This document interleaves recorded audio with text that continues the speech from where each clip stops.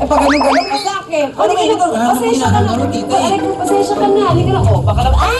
Napakabigat naman. Sige, tutulak kita ulit. Bigyan mo ka naman. Bakit mo ginagawang ganun? Malay ko naman na nag-alambing ka sa binaw. Hindi. Herbert, let me wait. May monster kayo sa bahay. Monster siya. Ano? I saw her glowing. She glows. Parang radioactive na babae. Nakatira sa bahay mo. Ayan, nagsimula ka na mag-glow na yon. Mag-concentrate ka para maging alitap-tap ka na ulit. Binigyan niya ako ng regalo. Baka may nararamdaman ang kuya mo para sa akin. Okay, yun. Okay, yun ang gusto natin, ang maging masaya ka. Sige, kung magang nanood mo, mag-concentrate ka para maging alitap-tap ka na ulit. Shanti. Nagda-drugs ka ba?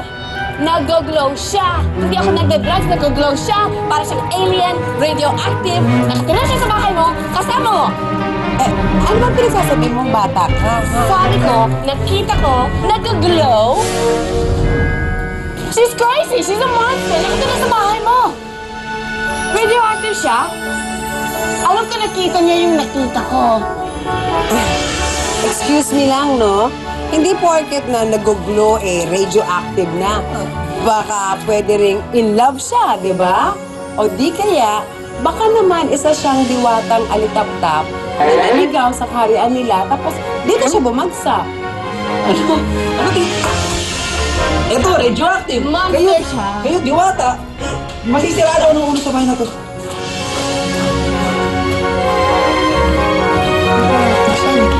Parang glow stick yung glow niya. Stick. Not natural. Harap na ako sila. Ano masabi ko na? Alam ko. Paano kung hindi niya ako magustuhan? Kasi, ganito lang ako. Nandun na naging tao pa! Magpalit ka na! Ha? Isuot mo yan! Bakit? Para pag nakita mo yung reaction niya, pag suot-suot mo yan, guaranteed gagalog mo! Nahihibang ka na ba? Di ba hindi nga ako pwedeng mag-glow sa harapan ng kuya mo? Basta! Hindi ba masagwa? Ang ano? Hindi ba parang ako yung nanghahabol sa lalaki? Naku, problema ba ba yun na yun?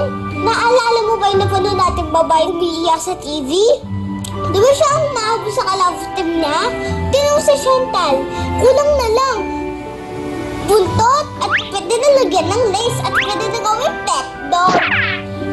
Ayoko naman maging ganun eh. Ayaw mo na maging el-tap-tap ulit? Gusto mo? Malamang pakpak habang buhay? Magpalit ka na! Ito pa ka ba yun?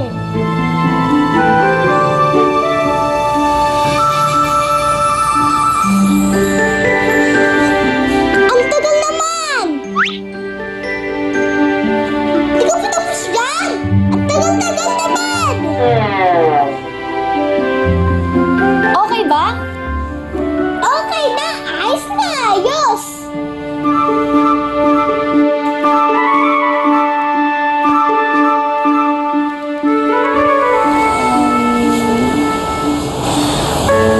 Okay ka lang?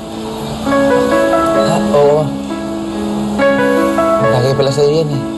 Ay, salamat ah. Herbert.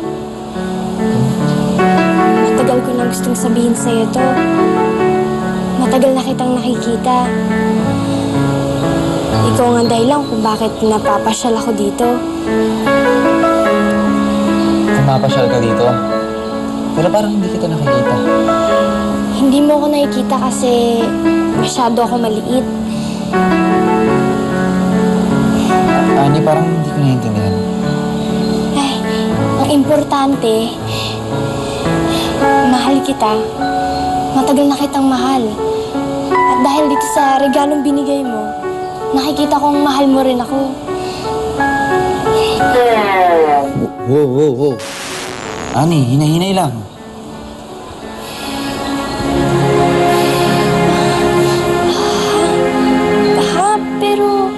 pero mahal kita at mahal mo rin ako. Ani, I like you. Mabait ka. Pagka-inosente. Pero, hindi pa kita gaano kilala para mahalin.